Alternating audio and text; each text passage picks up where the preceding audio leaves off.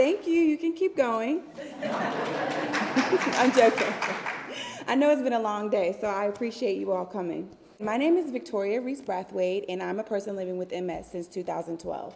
And my story began at the tender age of 25 when I started experiencing numbness and tingling in my legs.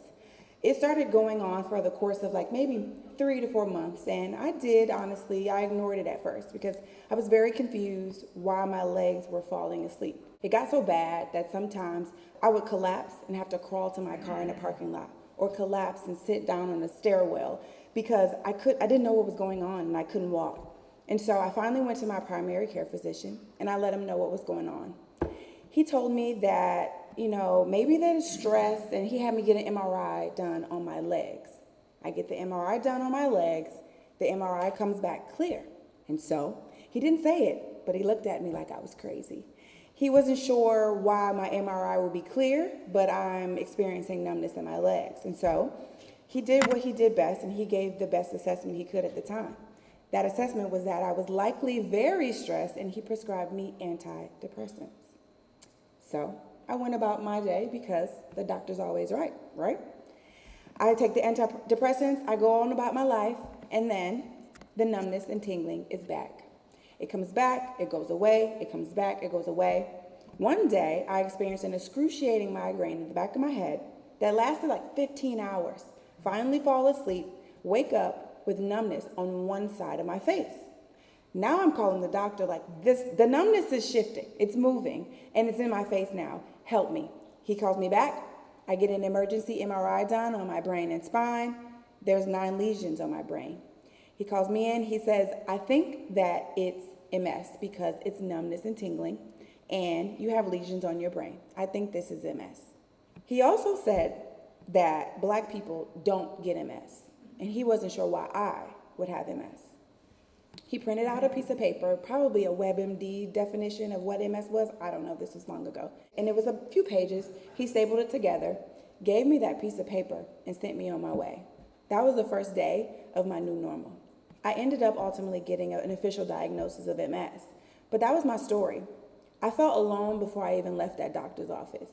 I felt isolated. I felt like a unicorn because clearly I'm the only Black girl with MS. I went on a quest to find my community, not just the Black community with MS, but the patient community. I would go to different events and I wouldn't see other patients. I would see the grandson of a grandmother who had MS, and he was raising money, which was great and honorable, but I was looking for a village. I was looking for community. I then created We Are Ill, a patient advocacy group in the U.S. that supports Black women living and affected by MS. I created that community because there was not one before I started it. I was looking for it, and I ended up having to create it by accident. I had no intention on doing that. But I want to say that Black women have historically been not heard and underserved. And when it comes to an autoimmune illness like MS, it doesn't change. We have not been included in the narrative, even though we are a big, beautiful face of the narrative called MS. And so I set out to change that. We Are Ill Today has been serving tens of thousands of Black women across the country and creating community, fellowship, social connectedness, and just overall sisterhood in this ugly, scary diagnosis.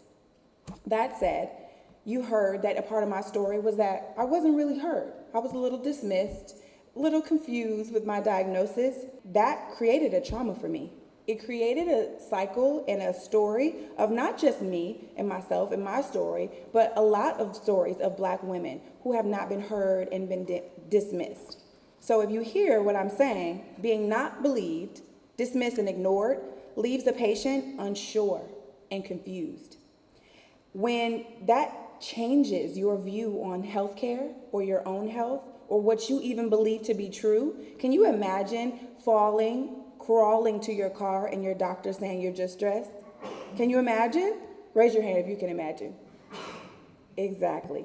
And so that creates a issue there where if you are not believed with something that is as serious as MS and incurable and a diagnosis such as that, that creates a narrative that you feel happens all the time. And so even when you are finally diagnosed, you may be unsure of what symptoms to actually report to your doctor.